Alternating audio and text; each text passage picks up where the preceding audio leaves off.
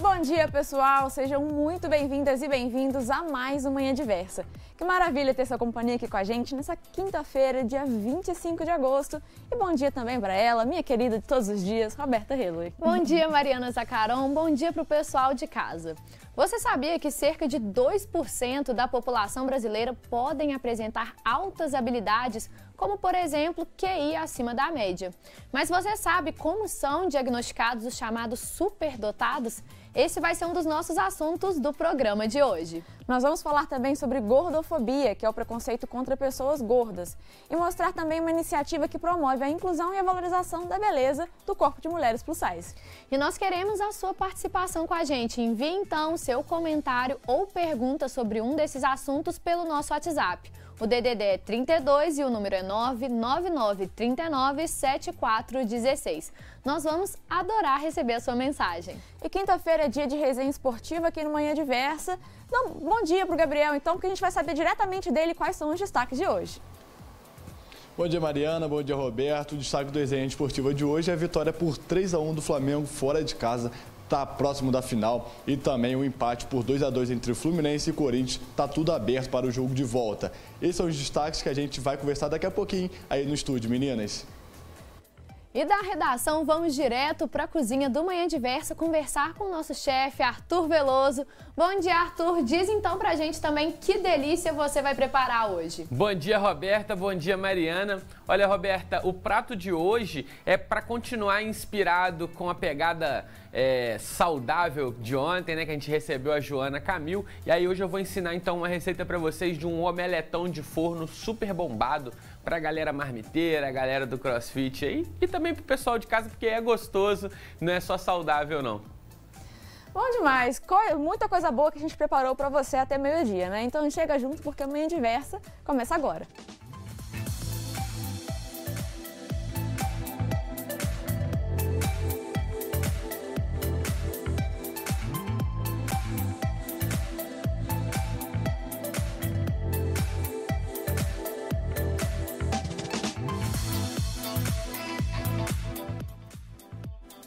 A Associação Brasileira de Superdotados tem mais de 2.000 membros. A maioria deles tem entre 19 e 36 anos. O número coloca o país na 30ª posição do ranking mundial de pessoas com quociente de inteligência, ou QI elevado, embora o Brasil não seja o líder aqui na América do Sul. E nós conhecemos uma criança de 6 anos que tem características de superdotação para compartilhar com você aí de casa. O João Vicente tem 6 anos e desde bebê desenvolve várias habilidades que são avançadas para a idade dele. O que a gente foi acompanhando é que ele sempre estava um pouco além da idade dele para a idade cronológica. Então, com 2 anos e meio, ele fazia o que as crianças de 4, 5 anos faziam. Ia para a escola fantasiado, uma coisa simples, mas que ninguém da idade dele ia. Ele era muito criativo, então ele começou a falar as primeiras palavras com 7 meses. No ano passado, João foi pauta de um grupo de estudos da Universidade Federal de Juiz de Fora, que concluiu que a criança tem características de personalidade, criatividade e inteligência aliadas aos estímulos e ao apoio familiar, que parecem representar uma superdotação. Eles englobam tanto a parte familiar quanto a parte da criança. Então, ele teve acompanhamento praticamente 1 ano. Um professor da universidade que orienta os alunos. E foi bem interessante. Ele tem uma habilidade muito grande para música, para dança, ele inventa, ele canta muito bem. Ele ouve uma música uma vez, ele já pega a música inteira, canta super bem. Olhe no sistema, alguém me desconfigurou. Onde estão meus olhos de lua? Na escola, tudo é observado pela equipe de educação com olhares atentos para poder adequar as necessidades do estudante ao planejamento de ensino. Dentro das experiências de aprendizagem, entendemos que os estudantes estão apresentando comportamentos que indicam o interesse de cada vez mais estar aprendendo sobre um assunto, às vezes até mesmo uma agitação fora do comum, porque isso também tem muito a ver, né, com a criança que tem altas habilidades e que muitas vezes está se sentindo ali sedenta por mais aprendizado e ela acaba sendo introduzida numa rotina que não está atendendo essas expectativas. Então a gente começa a trazer olhar atencioso para essas demandas que vão surgindo de maneira independente, para que então a gente possa integrar as necessidades dessa criança ao nosso planejamento. No Brasil, existe um mapeamento da Associação Mensa Brasil, que reúne pessoas superinteligentes ou com altas capacidades intelectuais. O objetivo é identificar os brasileiros com alto QI com testes periódicos. No país, São Paulo lidera o total de superdotados. São 984 superinteligentes. Em seguida estão Rio de Janeiro com 229 pessoas, Distrito Federal com 135, Paraná com 134 e Rio Grande do Sul com 94. Por outro lado, os estados do Acre, Rondônia e Amapá não têm nenhum superdotado. Ainda segundo a associação, para saber se tem o QI elevado, a pessoa deve procurar um psicólogo com formação nessa área. Somente profissionais com registro nos conselhos de psicologia podem aplicar uma bateria de testes que medem o QI e mensuram a inteligência da pessoa. Quando uma pessoa faz o teste de QI e alcança o resultado entre 115 e 129, ela está acima da média. Superdotados são aquelas pessoas que alcançam de 130 a 144 pontos. E classificadas como gênio são aquelas pessoas que ficam acima de 144 pontos. Do total de superinteligentes identificados pela entidade no Brasil, 70% têm entre 19 e 36 anos. As pessoas entre 13 e 18 anos correspondem a 10%, mesmo patamar verificado para a faixa etária entre 37 e 45 anos. Apenas 5% possuem mais de 45 anos de idade. Já o membro mais idoso foi identificado pela Mensa Brasil aos 72 anos de idade. Os superdotados, além de possuírem um QI elevado, acima da média, devem reunir ainda motivação e criatividade.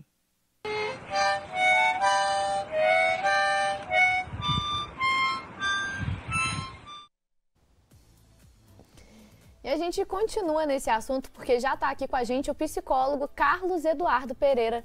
Bom dia para você, Carlos. Um prazer te receber aqui hoje. Bom dia, é um prazer estar de volta. É sempre muito agradável estar aqui com vocês. Que bom, é uma troca. Então vamos dar início ao nosso bate-papo. A gente viu na reportagem então um caso de uma criança que já foi diagnosticada, já foi identificada como superdotada. E a gente viu também que a repórter Sulamita trouxe o teste de QI como talvez um indicador aí que auxilia nesse diagnóstico. Mas para a gente entender um pouco mais, o que classifica então uma pessoa como superdotada? Basta estar acima da média, só existe esse viés do teste de QI ou o diagnóstico é um pouco mais profundo? Perfeito a sua questão. O que acontece é que a gente acaba vivendo aí uma restrição do termo superdotação, né? Então, o termo superdotação, altas habilidades, como o MEC acaba preconizando para a gente, ele envolve, né, um potencial ou uma capacidade elevada da pessoa em vários domínios, né? Então, está muito em voga a gente falar do domínio acadêmico, do domínio intelectual, em função, né, do programa de TV que tem divulgado mais essas crianças, mas a gente tem também a perspectiva, né, artística, a perspectiva mais socioemocional, liderança, né, psicomotora, né? A gente tem um país bastante rico na produção, né, de talentos aí, né, esportivos. Então, a altas habilidades de superdotação envolve todo o campo, né, de expressão aí dessa capacidade humana. E a gente pode escolher, né, qual que a gente vai focar. E essas características elas já surgem logo na infância, né? Tem como identificar, ou existem sinais aí que talvez os pais podem ficar atentos quando a criança ela é ainda bem pequena, de que ela pode ser superdotada? Existem alguns sinais aí para ficar de olho? A gente sempre compara, né, a criança com os pares da mesma idade, da mesma faixa de desenvolvimento e tenta entender se aquilo que ela produz é qualitativamente diferenciado em relação às outras crianças. O que a gente quer dizer com isso? Por exemplo, crianças que aprendem a ler muito precocemente, né, crianças que demonstram interesses, às vezes, um pouco atípicos, né, pela linguagem, né, pelo número, tecnologia. Então, a gente precisa ficar atento e observar. Isso é típico, né, da idade, isso está evidenciando para a gente um interesse que pode ser, né, de alguma maneira desenvolvido, que pode se reverter num ganho aí para essa criança e também pensando, né, que para a nossa sociedade, né, quanto mais a gente desenvolve, quanto mais precocemente a gente começa essas intervenções com essas crianças, melhor é o resultado para ela e para, né, toda a sociedade. Carlos, como que a ciência, então, vai explicar esses casos de superdotação? É uma relação genética ou talvez a gente pode incentivar, dar vários estímulos e aí essa criança que talvez no início não seria superdotada, ela passa a vir a ser? Ou é algo realmente que está dentro do nosso corpo, dentro, né, do que a ciência pode explicar? Perfeito, né?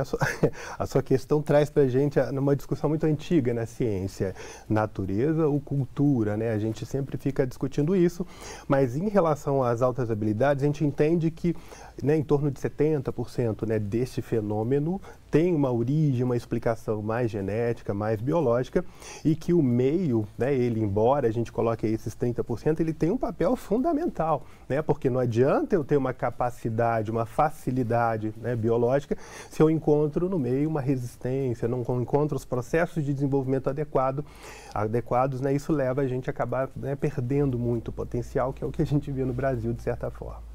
A gente está focando muito aqui na infância por ser realmente um momento em que se destaca, né? Até porque a criança, ela, às vezes, ainda não entende muito as questões sociais, e isso pode acabar transparecendo mais do que num adulto, por exemplo. Mas é comum a gente ver crianças superdotadas, como você mesmo já falou, né? Que se destacam em áreas da matemática, ciência, lógica. Mas existem vários tipos de inteligência, né? A superdotação, ela se manifesta nessas outras áreas também. A forma de medir nesses casos é igual? Como que é isso? Perfeito. Eu gosto muito de, né, que a gente pense que aquilo que a gente chama de superdotação nada mais é do que a manifestação de uma coisa que a gente chama de inteligência. E o conceito que a gente tem hoje de inteligência é um conceito abrangente, ele envolve várias áreas, né, linguística, matemática, interpessoal, intrapessoal, habilidade artística, habilidade psicomotora, então tem várias possibilidades. Por exemplo, né, a gente gosta de pensar que, vamos imaginar esses atletas que a gente tem de alto rendimento, Daiane dos Santos, Neymar, né, a gente é um país muito rico na produção de atletas de alta performance, então eles, de certa forma, manifestam, né, porque a gente entende que a superdotação é um conceito que se refere à capacidade, né, e eu gosto de chamar de dotação, e o talento é a manifestação, né, dessa capacidade. Então, as pessoas que evidenciam um talento maior, na verdade, elas estão expressando, né, estão conseguindo manifestar essa dotação que elas já receberam, né, de partida, né, de berço. Nós estamos conversando então com o psicólogo Carlos Eduardo Pereira. Carlos, a gente vai para um rápido intervalo. Na volta, a gente continua o nosso bate-papo. Aproveita esse tempinho, manda a sua participação para a gente. Você conhece alguém que apresenta essas altas habilidades? Você é essa pessoa? Manda para a gente seu comentário ou dúvida, porque a gente vai para um intervalo e a gente volta já já.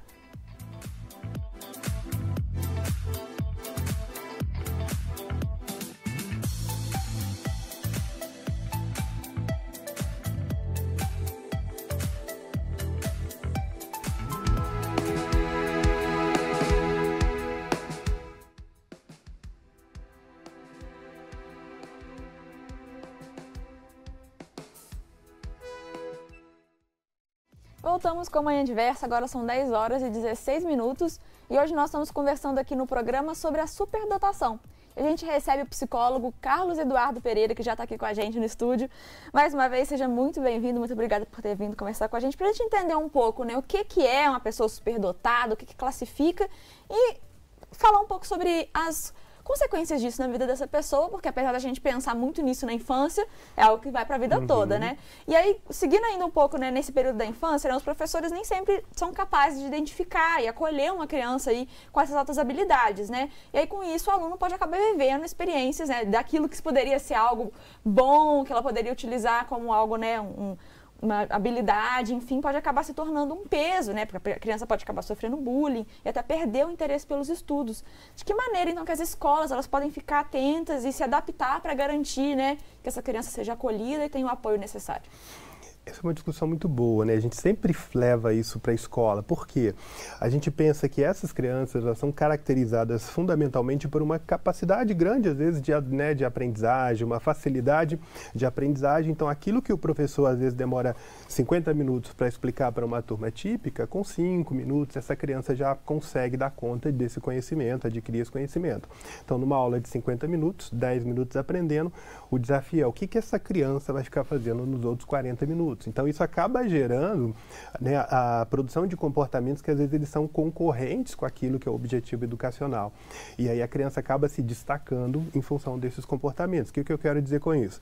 10 minutos aprendendo e depois, né, a criança levanta, a criança conversa, a criança, né, deambula pela sala, enfim, e acaba atrapalhando, né, o trabalho do professor e isso pode, né, na verdade, gerar uma estigmatização, né, uma percepção, às vezes, das características que ela tem, né, um pouco mais deficitárias, né, que é, às vezes, um pouco de habilidade social que pode vir a faltar.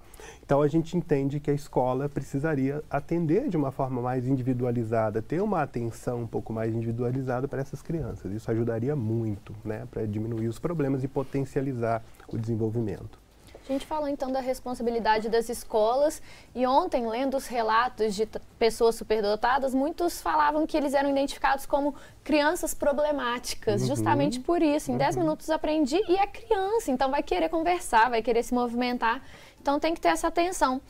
Mas a gente já falou então o papel da escola, vamos agora para o papel dos pais. Como os pais eles podem auxiliar e de forma a ter um equilíbrio. Você falou que hoje a gente já tem programas televisivos que exploram essas habilidades, até onde a gente está vendo uma superexposição dessas crianças superdotadas, onde cabe os pais, né, trazer esse equilíbrio e também ajudar nesse desenvolvimento dos filhos. É muito interessante, né? Eu acho que o efeito midiático, né, ele traz aí benefício da gente ter uma visibilidade maior para a questão, que de fato, né, a gente tem uma subnotificação, um pouco, né, uma atenção um pouco comprometida para essa área. Mas a gente precisa tomar cuidado, né? Porque são crianças, né? Grande parte delas ainda estão aí apresentando alguns desafios para o seu desenvolvimento e a família, né, precisa ter muito cuidado, ser muito sensível, né, para tentar entender, olha, qual que é o limite daquilo que eu preciso expor a essa criança, né? Qual é o limite que eu devo cobrar, né? Qual aquele limite do que eu devo esperar. Por quê? Porque o excesso de cobrança, o excesso de expectativa pode gerar nessa criança a necessidade, às vezes, de um desempenho muito acima da média, né, de tentar sempre ser o melhor, e isso gera um perfeccionismo, enfim, gera sofrimento ao longo do desenvolvimento. Então, a gente precisa tentar construir uma relação desses pais um pouco mais equilibrada com essas crianças, respeitar o ritmo da criança, né, tentar protegê-la dessa exposição excessiva, porque pode ser danosa, né, pode contribuir para uma estigmatização, por uma rotulação, que depois vai ter consequências como bullying, como, né, alguns tipos de violência que a criança pode estar exposta no ambiente escolar e também, né, na vida geral, né, não só no ambiente escolar. Quando a gente fala de algo que é considerado diferente, né, sempre existem estereótipos, né? E aí as pessoas superdotadas também estão cercadas de estereótipos que podem acabar contribuindo para algum tipo de segregação e preconceito. Quais que são aí algumas características que a gente pode desmistificar aqui sobre não só crianças, mas pessoas superdotadas no geral?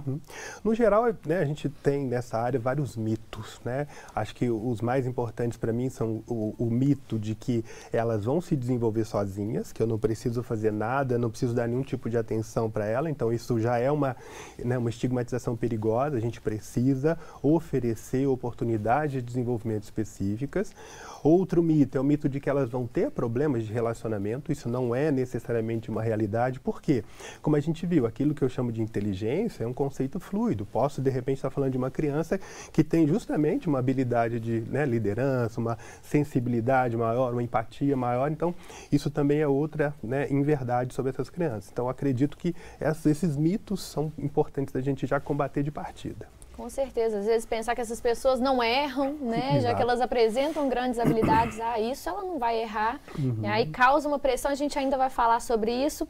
Mas então fica claro que o acompanhamento psicológico, o acompanhamento de uma equipe multidisciplinar é muito importante, seja para desenvolver e também, né, para dar essa orientação a essas pessoas superdotadas. Quais os profissionais essas pessoas, então, devem procurar e se cercar aí dessa ajuda? Bom, psicólogos, né, são fundamentais. Para todo mundo, superdotados ou não, procurem, né, psicólogos. Realmente é uma profissão, né, que eu acho que tem ganhado um pouco mais de representatividade, enfim. Então, psicólogos, psicopedagogos, né, e aí pensando em talentos específicos, né, pensar que às vezes, né, talento artístico, né, eles exigem uma intervenção, exigem algum tipo de estimulação que precisa ser ofertado. Então, direcionar, né, então pensei nisso, tá, profissional, né, pessoas que têm uma habilidade às vezes de desenho, uma habilidade empática, talvez precisassem também de um profissional que pudesse ajudar nesse desenvolvimento, que pudesse acompanhar e dar a estimulação adequada, tá? Então, penso nisso. Psicólogo, psicopedagogo, professores, né? Talvez, né, neurologistas, mas eu tenho receio, às vezes, da gente patologizar, né? Transformar uma característica que, às vezes, é uma coisa boa, né? Em alguma coisa, né, negativa. Então, né, o grande desafio é isso. Tá bom, é uma característica, é um tipo de funcionamento específico da pessoa, mas não é, né, algo ruim, não é uma doença. Então, acho que não precisaríamos medicalizar. E altas habilidades costumam vir acompanhadas aí de altas expectativas, né? E aí, com isso, vem uma pressão que costuma ser muito maior e pode até se desdobrar para outras coisas, né? Por exemplo, numa escola, essa criança que aprende em 10 minutos e fica o resto do tempo, né, acaba que se distrai e vai fazer outras coisas que pode acabar atrapalhando os colegas, pode até causar aí, não sei, uma inveja, né? As pessoas falam, ele fica desatento, mas mesmo assim aprende, fica brincando, mas mesmo assim aprende, eu tô aqui sofrendo. E aí isso vai só aumentando aí, né? Talvez adicionando camadas de pressão na vida dessa pessoa, né? E é importante, né, a gente entender, fazer com que a criança viva, agora falando novamente das crianças, também dos adolescentes, que vivam coisas que são normais dessa fase, né? Então, qual que é a importância aí de dar essa atenção, que independente da criança ou do adolescente ter essas altas habilidades, dela estar vivendo aquela fase da vida que, né, é natural dela? Acho que a gente precisa tomar até cuidado, né? Porque, às vezes, esse desempenho, né, que a gente viu cognitivo, ele fica muito acima da idade, muito acima da média e traz a sensação de que é como se a criança tivesse uma idade, vamos chamar de uma idade mental de 14 anos e que a expectativa é que ela se comporte, né, como uma criança de 14 anos. E, às vezes, isso não vai acontecer, né? Por quê? Se é uma criança de 10 anos, a gente tem que entender o que é esperado, né, na perspectiva afetiva, na perspectiva comportamental de uma criança de 14 anos. A gente precisa, de 10 anos, perdão. Então, a gente precisa entender, né, um pouquinho dessa, né, de como esse desenvolvimento se apresenta para que a gente respeite o ritmo específico de cada criança, de cada adolescente, para que a gente não gere essas distorções, o excesso de pressão, que se reverte em sofrimento para a criança e para a família, né? Não tem jeito. Não é por essa pessoa ter essas altas habilidades que é um mini adulto, né? Continua sendo uma criança, continua sendo adolescente, precisa aí, né, também desse tipo de atenção. A gente pediu o pessoal de casa para participar e a gente recebeu aqui um relato super interessante. Já vou juntar então um comentário do pessoal de casa com uma pergunta que a gente ia fazer. A pergunta era a seguinte: caso alguém suspeita que seja ou que tenha uma criança superdotada na família, quais são as orientações? E já vou puxar o gancho com a participação da Solimar Oliveira de Juiz de Fora. Então, muito obrigada pela sua participação, que contou a história do filho dela, olha só. Meu filho tem 7 anos e possui muitas características de altas habilidades. Já lê, escreve, interpreta textos, resolve problemas matemáticos muito avançados para a idade dele. Resolve também várias cores no cubo mágico, além de muitas habilidades com artes. Então, realmente, é uma gama aí de possibilidades quando a gente fala de superdotados. Tudo que eles estão falando bate com o que nós estamos passando com ele. Na escola, ele faz as atividades em 5 minutos, enquanto os amigos demoram 40, e ele fica muito ansioso no restante do tempo. Gostaria de saber como procurar ajuda, então, de um psicólogo habilitado no assunto. Já procurei em Juiz de Fora e ainda não encontrei. Posso encontrar Dr. Carlos? E aí, assim, fica aí o convite, né, o espaço para você falar, ou então, talvez, orientar essa mãe, porque, como a gente disse, é muito importante contribuir para esse desenvolvimento saudável dessa criança e essa equipe também, né, orientada e habilitada nesse assunto. A gente tem projetos pontuais, né? Infelizmente, é uma área ainda que é carente, né, dessa oferta de acompanhamento profissional. Então, a gente tem ofertas específicas, né? Eu posso falar o nome, Universidade Federal de Juiz de Fora, né? Na Universidade Estácio, né? Do Centro Universitário Estácio, a gente está criando um programa agora de acompanhamento, tá? Mas é pontual. Então a gente tem tentado trazer um pouco mais de atenção, até esse tem sido um momento muito, né, favorável para isso, em função de tudo que a gente vê, apesar dos problemas, mas realmente tem sido bom para a gente divulgar isso. Então, a universidade tem um programa, talvez procurar o serviço de psicologia aplicada da Universidade Federal de Juiz de Fora, da Universidade, do Centro Universitário Estácio, pode ajudá-la a encontrar esse encaminhamento, né, para que a gente consiga, então, realizar esse trabalho, né, e tentar potencializar o desenvolvimento dessa criança. Mas não é só na infância que essas características se manifestam, né? Então, eu queria que você falasse um pouquinho pra gente sobre as outras fases da vida, adolescência, fase adulta, da pessoa superdotada. Quais desafios que ela pode vir enfrentar, quais aí vão ser essas características no restante da vida?